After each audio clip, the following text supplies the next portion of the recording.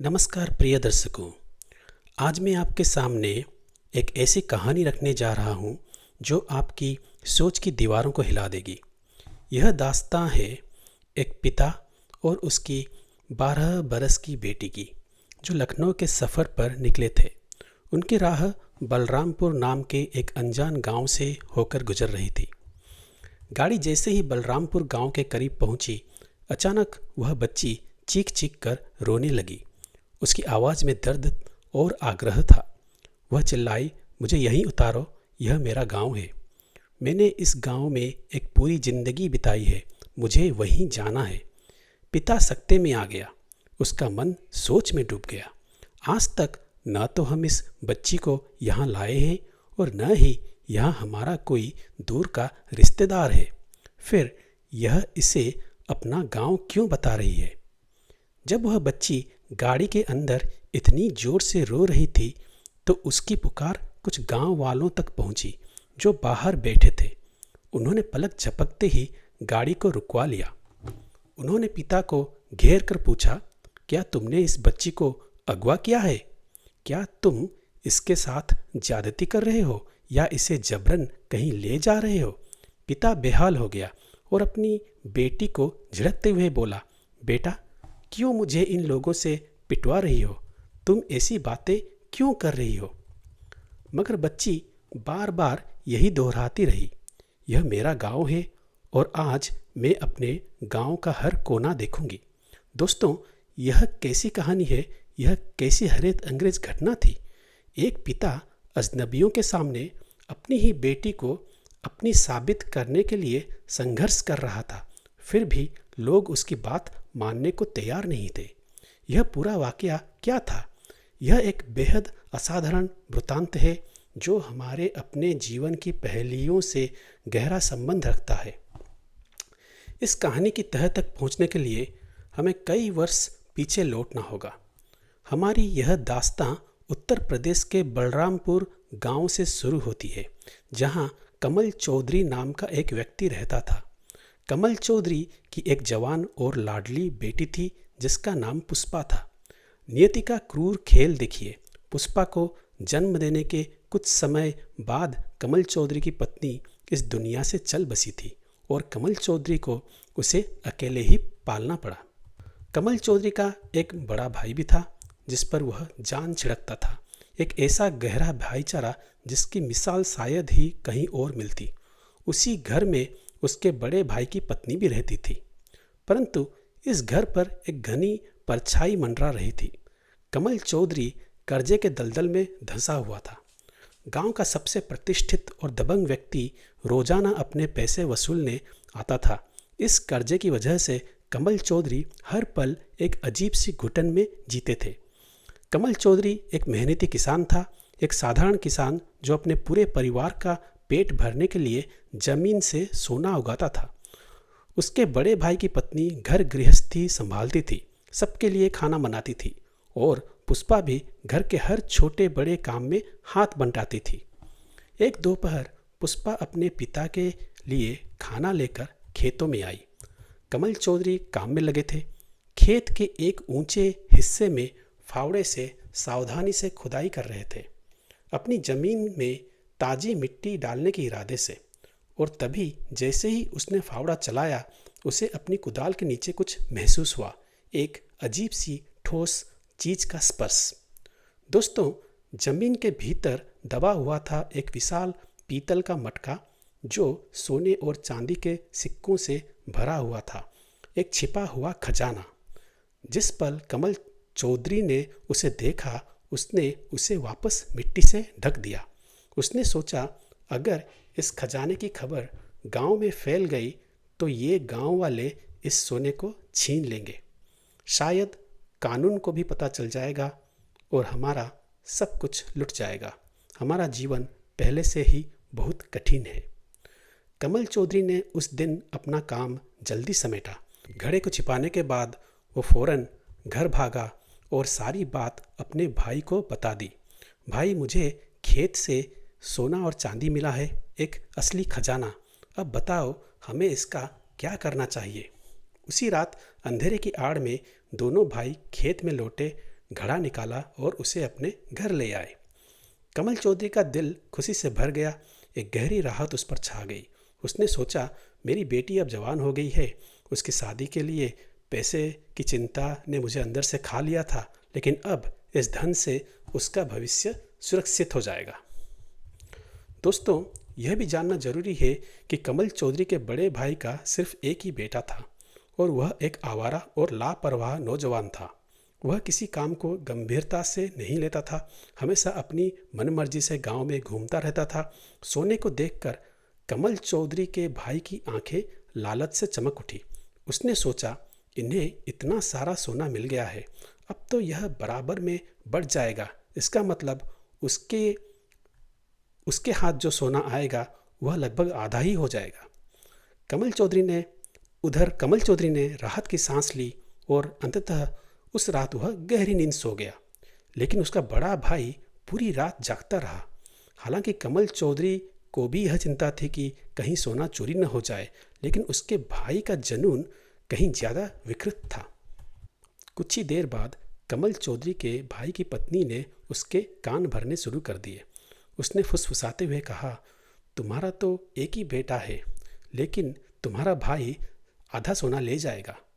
एक काम करो, अपने भाई को ही रास्ते से हटा दो। यह पूरा सोना हमारा हो जाएगा और हम शाही जिंदगी जिएंगे। पति पत्नी ने मिलकर यह घिनौनी साजिश रची और दोस्तों, 2 दिनों के भीतर ही बड़े भाई ने अपने ही हाथों से अपने छोटे भाई को मौत के घाट उतार दिया। जब पुष्पा ने घर में कुछ शोर सुना तो वह तुरंत हड़बड़ाकर खड़ी हो गई और फिर उसने सोने का नाटक किया, क्योंकि उसके पिता को बेरहमी से मार दिया गया था।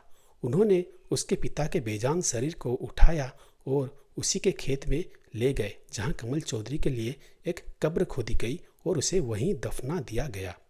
पुष्पा यह सब कुछ चुपचाप अपनी आंखों से देख रही थी। उसने अपने ताऊ और अपनी ताई को यह नृशंस कार्य करते हुए देखा था।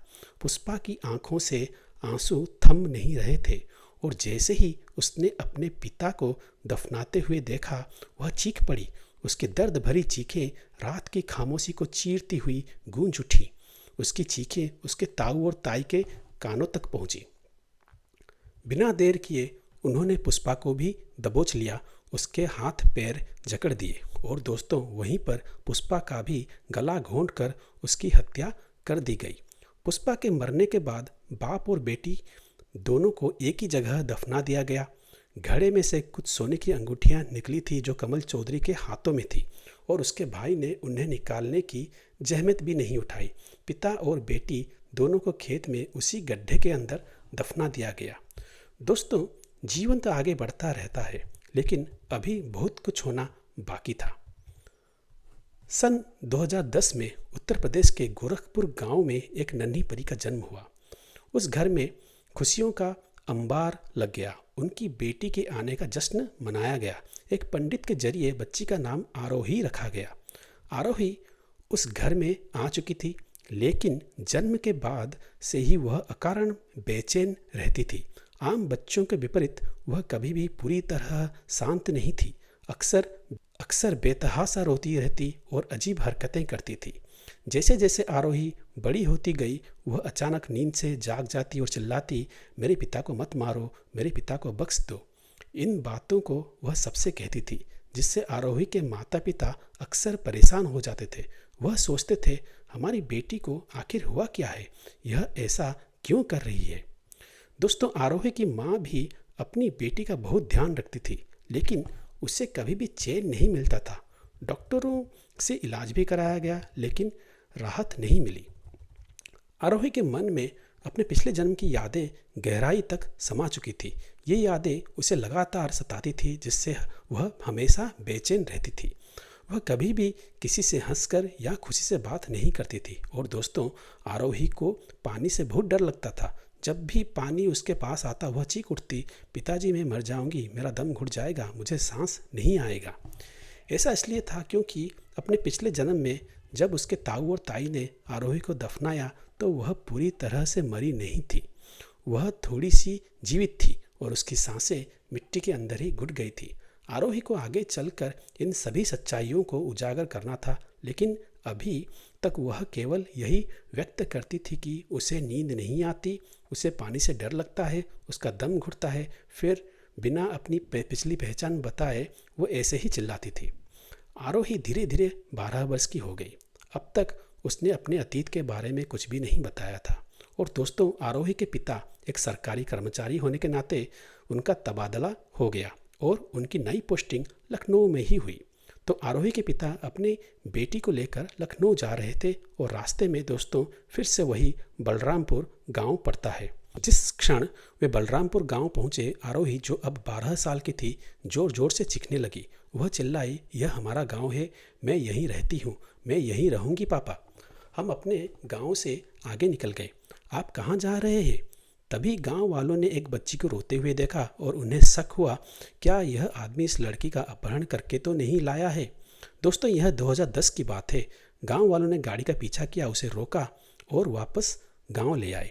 आरोही के पिता को गाड़ी से उतारा गया और उनसे पूछा गया, तुम इस बच्ची के साथ ऐसा क्यों कर रहे हो? पिता व्याकुल होकर गिड़गिड़ाने लगा, आरोही बेटा, इन्हें बताओ, मैं तुम्हारा पिता हूँ, ये लोग कुछ और ही समझ रहे हैं। लेकिन आरोही ने उन्हें अपना पिता मानते हुए एक भी शब्द नहीं कहा। इसके बजाय आरोही ने दृढ़ता से कहा, मेरे पिता इसी गांव में दफन है, यह गांव मेरा है। गांव वालों का शक और भी ज़्यादा गहरा हो गया। यह आदमी तो सचमुच इस लड़की का अपहरण करके ले जा रहा है, यह तो कह रही है कि मेरा पिता यहीं दफन है। लेकिन तभी पिता की आंखों में आंसू भर आए और वह कहने लगे, आरोही, तुम मेरे साथ ऐसा क्यों कर रही हो? अब तक तुम अजीब हरकतें कर रही थी, लेकिन अब तो तुम अजब गजब बातें भी कह रही हो। फिर आरोही ने सभी गांव वालों के सामने कहा, अरे ये मेरे पिता हैं और शायद आप लोगों को मैं याद नहीं होंगी, लेकिन मैं पुष्पा हूँ। क्या किसी ने भी कभी जानने की कोशिश की कि पुष्पा आज कहाँ गई है? जो कुछ पुराने गांव वाले थे वे याद कर पाए, लेकिन जो नई पीढ़ी आ चुकी थी दोस्तों, वे उसे पहचान नहीं पाए। तभी आरोही ने अपने पिता से कहा, पिताजी, इस गांव में कमल चौधरी नाम का एक व्यक्ति था, क्या आप इनसे उनका पता पूछ सकते हैं? एक गांव वाले ने पुष्टि की कि कमल चौधरी यहीं रहते थे और आरोही को उनका पता बता दिया। लेकिन आरोही ने घोषणा की, पिताजी, आपको पूछने की कोई ज़रूरत नहीं है, मैंने यह नाम केवल आपको समझाने के लिए पूछा है, क्योंकि यह मेरे उसी पिता का नाम है जो इस गांव में दफन है। दोस्तों, पूरे गांव का एक हुजूम सा इकट्ठा हो गया। सभी लोग आरोही के पीछे पीछे चलने लगे और आरोही अपने पुराने घर पहुंच गई। जब आरोही ने उन पुरानी गलियों को देखा तो उसे याद आया कि कैसे वह कभी इन गलियों में घूमा करती थी, सिर पर पानी के घड़े लेकर जाती थी, लेकिन अब वहाँ बहुत कुछ बदल चुका था। जब आरोही अपने घर पहुंची तो उसने देखा कि उसका ताऊ बहुत बुजुर्ग तो नहीं हुआ था, लेकिन वह बेहद ऐशो आराम की ज़िंदगी जी रहा था। उसके घर में हर सुख सुविधा थी और वह काफ़ी धनवान हो चुका था। आरोही के पीछे जो गांव वाले जमा थे, उसने तालियां बजाकर सबका अपनी ओर ध्यान खींचा। इस 12 साल की बच्ची ने फिर सबसे पूछा, क्या आप लोगों में से किसी ने भी इस इंसान से यह नहीं पूछा कि उसका भाई और उसकी भाई की बेटी कहाँ गई? इसने आज तक किसी को कुछ भी नहीं बताया। कुछ गांव वालों ने जवाब दिया, उसने कहा कि ये गांव छोड़कर शहर चले गए हैं, कि उन्हें वहाँ शहर में अच्छा काम मिल गया है। आरोही एक गहरी रहस्यमय मुस्कान के साथ बोली, और वे कभी वापस नहीं लौटे, न पिता और न बेटी। तब गांव वालों ने कहा, हम किसी के पारिवारिक मामलों में कैसे हस्तक्षेप कर सकते हैं बेटी? अब आरोही अपने ताऊ के सामने खड़ी हुई और बोली, ताऊ जी, आप तो बड़ी मौज कर रहे हैं। उसके बेटे की पत्नी भी आ चुकी थी और उनके 2 बच्चे भी हो चुके थे, ताऊ के 2 पोते। इस पर ताऊ पूरी तरह से सकते में आ गया और वहीं खड़ा रहा, यह पूछते हुए, तुम कौन हो और ऐसी बातें क्यों कर रही हो? पूरे गांव को मेरे खिलाफ क्यों भड़का रही हो? तुम कौन होती हो? एक छोटी सी 12 साल की लड़की होकर इतनी बड़ी बड़ी बातें कर रही हो? तभी आरोही ने घोषणा की कि ताऊ जी, मैं वही पुष्पा हूँ जिसको तुमने एक सोने के घड़े की खातिर मार डाला था। इसके साथ साथ मेरे पिता को भी मार डाला था। एक मामूली सोने के मटके के लिए तुमने मेरे पिता और मुझको जिंदा जमीन में दफन कर दिया था। ताऊ के हाथ पैर कांपने लगे और वह अपने घर के अंदर भागने लगा, लेकिन आरोही ने उसका हाथ पकड़ा और कहा, सोना तो अब तक कब का ख़त्म हो गया होगा, लेकिन क्या तुम्हें कभी अपने भाई और उसकी बेटी की याद नहीं आई? क्या वे कभी तुम्हारे ख्यालों में नहीं लौटे? वह हकलाते हुए बोला, यह तो नहीं हो सकता। क्या कोई मरकर वापस आ सकता है? जिस पर उसने जवाब दिया, तुम्हें क्या पता? तुम तो कह रहे थे कि हम शहर गए हुए हैं। मैं तो मरकर वापस कैसे आ सकती हूँ? दोस्तों, यह सुनकर पूरा गांव अपनी हथेलियों से मुंह ढक लेता है। हर कोई पूरी तरह से हक्का बक्का और परेशान था। तभी गांव वालों ने पुलिस को बुला लिया। जब पुलिस वहां पहुंची तो मामला और भी पेचीदा हो गया। पुलिस ने आरोही से पूछा, बेटा तुम क्या जानती हो? तो आरोही ने जवाब दिया, यही हत्यारा है, इसने मुझे और मेरे पिता को मारा है। पुलिस ने पलटकर पूछा, हम कैसे विश्वास करें कि यह तुम्हारा हत्यारा है? आरोही थोड़ी तनाव में आई, यह सोचते हुए, मैं इन्हें कैसे समझाऊं कि इन्होंने मेरा ही कत्ल किया है, इन्होंने मेरा ही खून किया है। तब आरोही ने घोषणा की, आप शायद मेरी बात पर विश्वास ना करें, लेकिन अगर मैं आपको सबूत दूं तो आप इन तथ्यों पर जरूर विश्वास करेंगे। पुलिस ने जवाब दिया, हाँ, कानून हमेशा सबूत मांगता है। अगर तुम्हारे पास कोई पुख्ता सबूत है तो हम इस मामले पर निश्चित रूप से कार्रवाई करेंगे। दोस्तों, आरोही गांव के कुछ लोगों और पुलिस को उसी खेत में ले गई जहां उसे और उसके पिता को दफनाया गया था। कब्र खोदने से पहले, जमीन को छूने से पहले आरोही ने पुलिस अधिकारियों से कहा, देखिए आप लोग, मेरे पिता के बाएं हाथ में 3 अंगूठियां हैं जो उन्होंने पहनी हुई थी। वे अंगूठियां वहीं मिलेगी क्योंकि अब तक मेरे पिता का केवल कंकाल ही बचा होगा। दोस्तों, लड़की की यह बातें सुनकर पुलिस को काफ़ी अचंभा हुआ, लेकिन फिर भी उन्होंने उसकी बात पर विश्वास करते हुए उस जगह की खुदाई शुरू कर दी। जैसा कि आरोही ने बताया, उन्हें जल्द ही एहसास हुआ कि वहाँ सचमुच कुछ है। थोड़ा सा विचलन था दोस्तों, क्योंकि आरोही 13 से 14 साल बाद लौटी थी। जैसे ही खुदाई जारी रही, उन्हें एक कंकाल दूसरे कंकाल के ऊपर पड़ा हुआ मिला और आरोही ने अपनी मौत का विवरण ठीक ऐसे ही दिया। पहले वे मेरे पिता को दफना रहे थे, लेकिन जैसे ही उन्होंने मेरे पिता को ज़मीन के अंदर डाला तो मेरी एक चीख निकल गई और उन्हें पता चल गया कि मैं भी वही हूँ, और उन्होंने तुरंत मेरा भी गला घोंटकर मुझे मार डाला। लेकिन उस पल मैं पूरी तरह नहीं मरी थी। मैं उस वक्त बेहोशी की हालत में चली गई थी, लेकिन मेरे अंदर जान बाकी थी। उसने आगे कहा, आप कल्पना भी नहीं कर सकते हैं कि जब उन्होंने मुझे इसमें डाला और मिट्टी मुझ पर गिरी तो वे पल मेरे लिए कितने कठिन थे। आज भी मैं रात को सो नहीं पाती हूँ। मुझे लगता है कि मुझ पर बहुत ज़्यादा दबाव है, मुझ पर कुछ भारी चीज़ आ रही है, मेरा दम घुट रहा है। आप लोगों को क्या पता? आरोही के नए पिता ने पुष्टि की, हाँ, यह रात भर सोती नहीं है, यह उठकर बैठ जाती है, इसका दम घुटने लगता है, यह बेचैन हो जाती है। दोस्तों, पूरा गांव अपनी आंखों से यह रहस्य उद्घाटन देख रहा था। पुलिस ने तुरंत आरोही के ताऊ और ताई को गिरफ्तार कर लिया। उनके खिलाफ कानूनी कार्रवाई शुरू की गई, लेकिन तब तक ताऊ ने लगभग सारा सोना खर्च कर दिया था।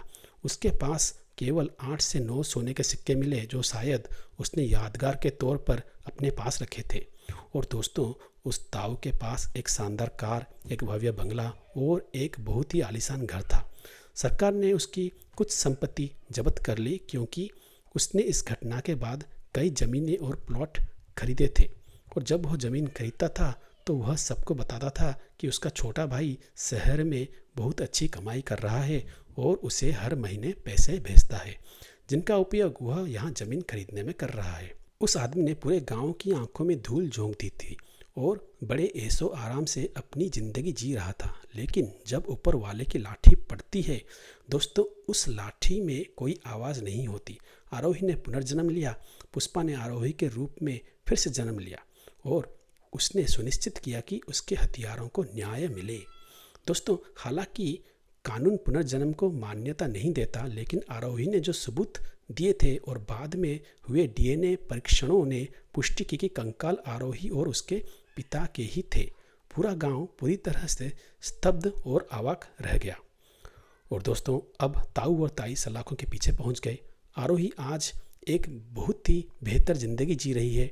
वह अब एक युवा महिला है और उसे आज भी अपने पिछले जन्म की यादें बहुत सताती हैं, क्योंकि आरोही अपने पिता कमल चौधरी से बहुत प्यार करती थी।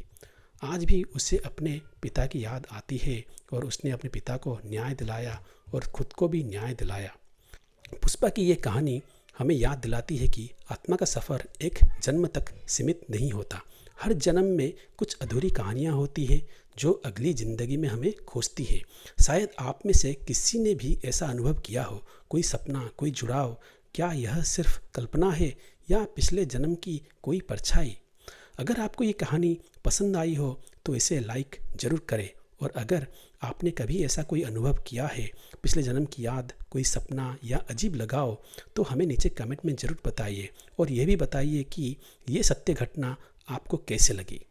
इस चैनल को सब्सक्राइब करें ऐसे और आध्यात्मिक और रहस्यमय कहानियों के लिए। मिलते हैं एक नई कहानी में एक नई यात्रा के साथ। नमस्ते।